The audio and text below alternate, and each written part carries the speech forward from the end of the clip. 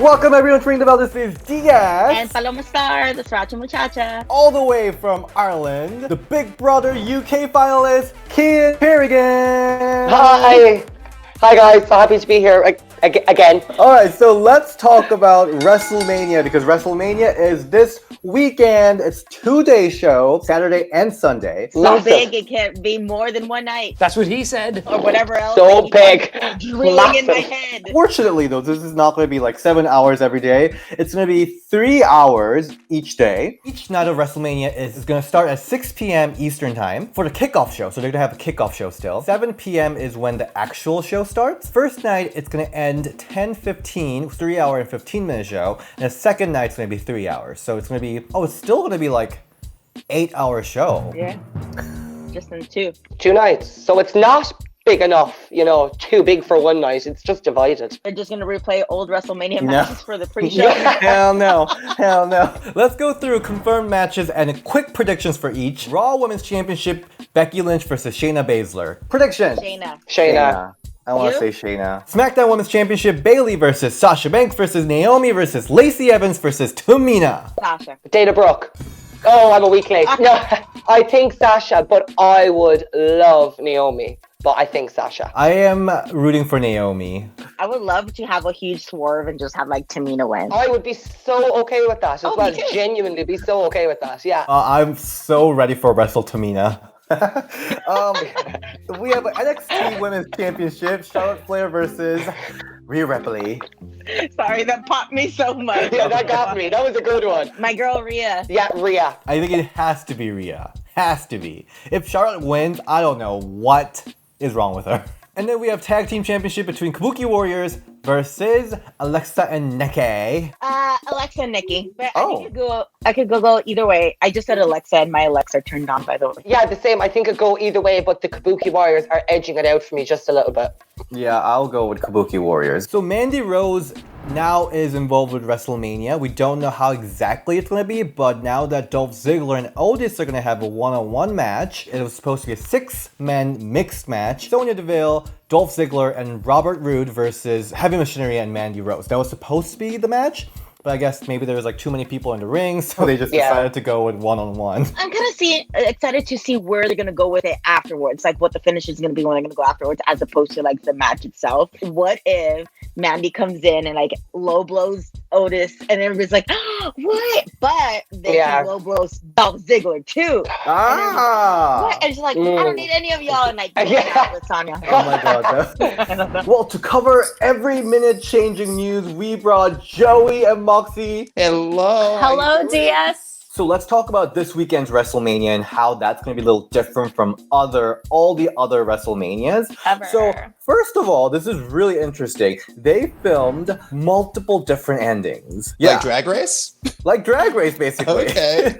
Because they filmed it last week, and even though they filmed it with very small crew, they were still very worried about possible spoilers from leaking, so they did film multiple endings for some of the matches just so that they can prevent that. I think it makes sense because we all know wrestling is predetermined, but like you don't really want to. There's a lot of chatty Cathys. The dirt sheets are forever accurate for no good reason. So obviously someone's leaking the information. So with several different endings, I think that it helps keep the allure of like the magic of what's going to happen. Maybe we'll get several different endings. You don't know. Oh, we possibly. With the Firefly Funhouse, that's so hard to say. Firefly Funhouse match going on. Like they can literally do anything they absolutely want to, especially with like the editing power they have with this thing. So I'm looking forward to see that kind of stuff. It's actually really interesting. Like some of the superstars will be at home watching with themselves. us. Yeah. If they're gonna become a champion or not. Oh my god, please have them behind the curtain with their cocktails, getting ready to go on their crown and their sash. Adding in this element again, like finding out if they're superstars, like a reaction video of people realizing they just won a championship. Don't you think that'd be like an epic way to like make light of, make this joviality, of the situation we're in? Obviously, all the news about WrestleMania and WWE right now is how much of a shit show it is. They've been staying up all night filming for weeks of Raw Raw, SmackDown, WrestleMania, NXT. I think a lot of the superstars are now finally home till they figure out what to do next. Stephanie McMahon talked about their WWE's effort to fight against coronavirus during this time. Talent needs to stay in their locker room. I mean, Paloma, what do they usually do? So it's really weird backstage. You can legit walk around anywhere and everywhere you want to. And there's catering, and in catering there's two different sections. There's a catering section for like the superstars, a catering section for like the people who put up the ring, and then there's a catering section for the extras and anybody else. But legit, everybody's just like walking around, and like you really don't see everybody at one point because it's backstage is so big and so spread out. But you do see a lot of people around, like makeup, or like where they do like hair and makeup, and a lot of people walking around. And the men's locker room is always completely opposite from the women's locker room. Yeah, like completely opposite. The last time when I was there, they had the doctor's office, trainers right before the men's locker room. So while I was getting my physical done, I could see everybody come in and out of the men's locker room. So that was really fun and interesting. But everybody's already spread out as it is. But maybe they're just you can't like congregate at the catering or makeup or anything. Stephanie also mentioned that there will be extensive testing and screening for everyone that goes into the performance center, for everyone that's going to be in there. If you have a temperature over 100.4 degrees, and apparently WWE had to pull a lot of superstars because a lot of people were over 100.4 Fahrenheit or 38 Celsius. So they're not revealing names of them, but of course Dana Brooke is one of them. Your favorite Dana Brooke. My absolute idol. Miss her wicket, yeah. So there's a little more details on what happened with Dana Brooke. So Dana Brooke was at Performance Center March 20th for the SmackDown taping, and she was checked with her temperature, and she was sent home for a quarantine. What's going on, Paloma? Cody over here is making me laugh because he just snuck into the room and is being funny and weird, and now he's half naked. I'm sorry, that's why I was laughing, because Cody just walked in here and like... I was wondering, because nothing funny was happening. He was at March 20th, and you were like... Yeah, he legit just like walks into the room like all sneaky, just like rubs his head. Sorry. Anyway, hope Dana Brooke is safe and healthy. It is. But as of March 26th, nobody has tested positive for coronavirus yet, so that's the good news. Bella revealed that Daniel Bryan will have to be going into quarantine after WrestleMania, and actually he's suffering from autoimmune disease. And that was a big revelation that she talked about during Bella Twins podcast. And it's really sad that WWE wrestler had to like literally risk their life even more than they actually do every day. They had to go out there and perform with this high risk. Basically, Daniel Bryan has to check in a hotel to see if they have a symptom and have to stay there for a couple weeks before he reunites with Bella, because she's pregnant. She can't risk anything at this point. Yeah, it's crazy. I bet it'll be hard because they're like so close yet so far. Like you haven't seen them in a long while. So, you want to hug them and all that stuff, and now you can't. But I guess that's just the way of the times now. It just sucks. Has to be done, I suppose. We have to break the chains in our own, neighborhoods and relationships, family members, whatever. Like, I haven't seen my parents now in nearly a month, but it's sad, but it has to be done. A missing superstar is Kairi Sane. She's been gone for a little bit, and now we have an answer to that. So according to Dave Meltzer, Kairi Sane has been in Japan. She recently got married a couple weeks ago. And good for her. Yeah. I wonder if wedding was able to take place. I think Japan have it quite under control, I think, don't they? That's Korea. Is it Korea that have it? Because I know there's like some countries where like, look, they have it under effect. I thought Japan was one of those countries. But yeah, she was unavailable for most of the tapings for Raw and SmackDown until very end where she came in for WrestleMania, which is a little weird because Stephanie did say that they are not going to make wrestlers who are overseas wrestle, so I don't know. But it's great that Kairi Sane is back for WrestleMania at least. And Asuka really needs all the praise because she's been a workhorse this entire time. She was carrying the division.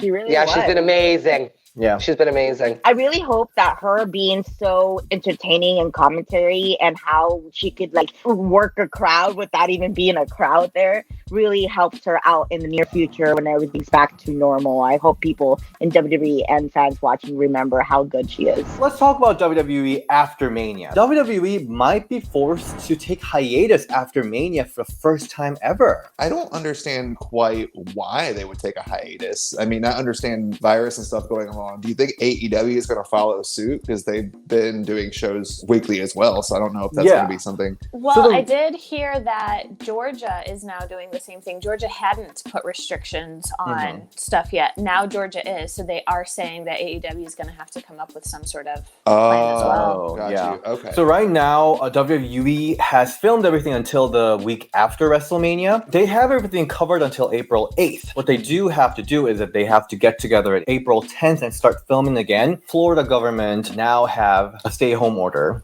So that's going to complicate a lot of things. WWE is currently reconsidering taking a hiatus during this time.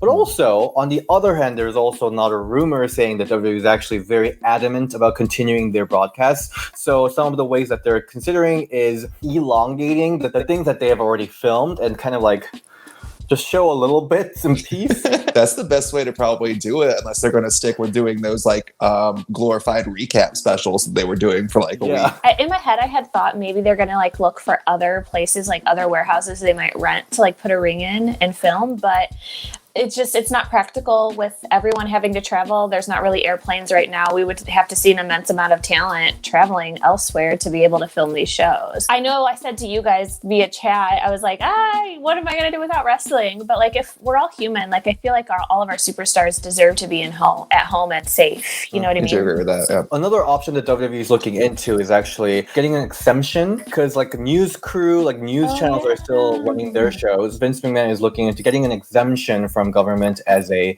necessary business, which I don't know how. I love wrestling. It's the blood within me. Like I want to watch it all the time, but I don't think it's essential. Like it's not something that you need. Yeah, it fights boredom, but we have the entire WWE network. Wouldn't it be interesting if like they did chop up the matches, but then they like are making the competitors like do live promos like we're doing right now? Ooh. That'd be strange. It sounds fun though. One of the events that was supposed to take place this week was WWE Hall of Fame, and our lovely Bella twins are supposed to be inducted there. You're not doing it, Cian? Yes, come on, Cian. I like the Bella. Do you know what? I'm not going to be salty. Yeah, I'll give it a one hand, but I'm a little bit sad it's not Molly Holly or it's not Victoria. But listen, they have paved the way for a different type of WWE audience. I will give them that, but I'm not elated. Should have been on the show where Cody was on here talking about the Bella twins. I think me and Cody would have been really good friends on that show. I think we would have had each other's backs like bra straps. Good for them. I like them as people, so good for them. Still being inducted into the Hall of Fame, even though there's not going to be a Hall of Fame ceremony, does that still count as them being in the Hall of Fame? There was already rumor that WWE might be moving Hall of Fame into SummerSlam time, but there's another report from Ringside News is that there's a possibility of moving to Hall of Fame to Money in the Bank, which is in May 10th. Maybe. I think that's cutting it a bit short. Yeah. I think SummerSlam. Keep it with the big shows, it's like Royal Rumble, SummerSlam, Survivor Series, and WrestleMania. So keep it to one of those big shows. I think that'll be a little bit better. Make it even bigger, I think WWE is just discussing all these different dates, but we'll see when it actually gets officially announced. Also, Bella Twins Total Bellas, it's premiering this week. I think it's on Thursday. Yeah, I'll be reviewing it with my man. Oh, cute. We also have a news about Ronda Rousey. So Ronda Rousey is currently with WWE under 3-year contract, and because she debuted 2018, this is her last year of her contract. Apparently, she is going through a discussion with WWE to renew her deal, and she might be looking into an imminent return if this situation gets solved. Yeah, that's a big one. But legit, what did her contract state? She hasn't been here for a year. She hasn't done anything. So because she was on Total Divas, that was the way that she was using up her contract time. Got it. I was kind of afraid you were going to say something like that, even though in the back of my head I was like, I think that's probably the answer. But come on, you're one of the biggest stars in the company, and it happened overnight just because of who you are. You're just going to bounce. I don't know. I would have liked to seen her come back maybe close to the end of the year this year and get hyped for Mania and at least have that little return. Okay, so I feel like a lot of our fans think I'm a big hater, but I'm really not. But so I see both sides of when Ronda Rousey came in, how some women were she didn't work for for it. You know, she just strolls right in and has a WrestleMania moment. And then other women are like, well, she's worked for it in other aspects, like in professional, at least entertaining. I see both sides of that totally. But as you guys know, I watch Total Divas a lot. And the flack they give her, like on there, like, you can't just stroll in here and, you know what I mean, and change the rules and blah, blah, blah. And Ronda's like, yes, I can. I feel like this was the ultimate power play. Like Joey just said, I became a star overnight. I came in, got what I want, I left. And now I've just lightly been sprinkled into Total Divas. And now I'm going to come back and get another contract and still make more money than all y'all. I don't know. That's just how I feel. Like she's just like, I'm a star and you can't take that away from me. But like, she's legit a star. The WWE didn't have to build her to be this. They owe her nothing. Here's the thing. I wouldn't have liked her if she actually sucked in the ring, but she was pretty good in the ring. I know, that's the part. Like, I wanted to hate her, but then after that WrestleMania tag, I was like, okay, cool. I love her. We're doing this. Yeah. I was actually an extra twice while she was there doing stuff. And like, I can tell you, for as much as she seems to have an attitude on Total Divas, like she's like into it, like learning on how to make everything like perfect, and she'll do things 12 times until she feels like it's right. And she's like a perfectionist, so she's not a DNB. She's not a DMB. Talk about Ronda Rousey's insemination vacation. Can we not? That's what she put on Twitter. I don't want to talk about that at all. They definitely overshare. Yeah, definitely. Recently, Travis, is that his name? He shared some weird tweet about how he wants to What is that? Last news, this is not WrestleMania related, but Gail Kim actually talked about a very interesting piece of news on Chasing Glory, where she was helping out Ashley Massaro before she passed away to be wrestling on Impact Wrestling. Oh, wow. So while talking to Chasing Glory, Gail Kim revealed that she received a call from Ashley Massaro. I had contact with her probably a couple of weeks before that, and she was getting back. She wanted to get back into wrestling. She's like, hey, Gail, is there any way, you know, like with Impact Wrestling? And I said, yeah, like, definitely when you get back in the ring, like, send me your stuff. And she seemed so positive and upbeat and everything. And I know one of my checks got accidentally sent mailed to her. And yeah, that was a possibility before she passed away. That is crazy, isn't it? That's very random, isn't it? Because she didn't really do any much wrestling stuff after she got released from WWE. Yeah, I mean, she made appearances because I met her at a show once. She was just doing her and Christy Hemme actually. They were just doing signings, so but they weren't like wrestling or anything. They were just doing an autograph signing. But that was really interesting that she wanted to get back into in-ring wrestling. So.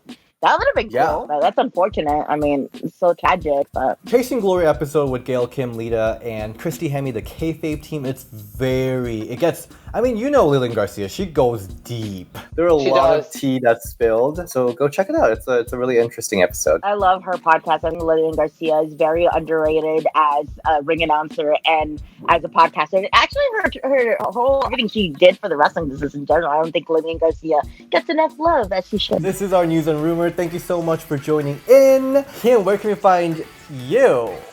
I am Keen Carrigan on Instagram, and I am Carrigan Keen on Twitter. You can find me at Pullamastar on Instagram and Twitter. And you can find me at DS Shin and Ring the Bell DS on Twitter. All right, bye. Bye. I heard that you told Big Brother UK that you wanted to be a WWE wrestler when you grow up. Yes, I wanted to be a WWE wrestler, yes, and they mentioned that on the way in. And in hiding, you go into hiding 10 days before the show, they take your phone, they take everything. You can't watch live TV, listen to live radio. Like it's like a little dress rehearsal, but you get a code name when you're in hiding. And my code name was Dana Brooke, which is very random. Oh, it's so random. I've tried tweeting this to Dana Brooke, being like, oh my God, I had your code name for Big Brother, but like, you know, I was you for 10 days, but she hasn't responded yet. But I was Dana Brooke. It was great. Yeah. Was everyone else's wrestlers too? No, this is the funny thing. They were all sports stars in the sports world, but Dana Brooke was the only wrestler. So they picked Dana Brooke out of everyone. And like, this was like before anything happened, like even with like Ronda Rousey, when she became mildly relevant. This is when she was like basically not appearing on Monday Night Raw. So yeah, I was bringing the flex appeal and hiding. Yeah, I love that. Cian, I also saw your waxing video. Oh my god. It was great. I mean, there was What a nothing else moment. to do. Why not? Yeah. And it definitely won the hearts of viewers. Like, look, he's just like us.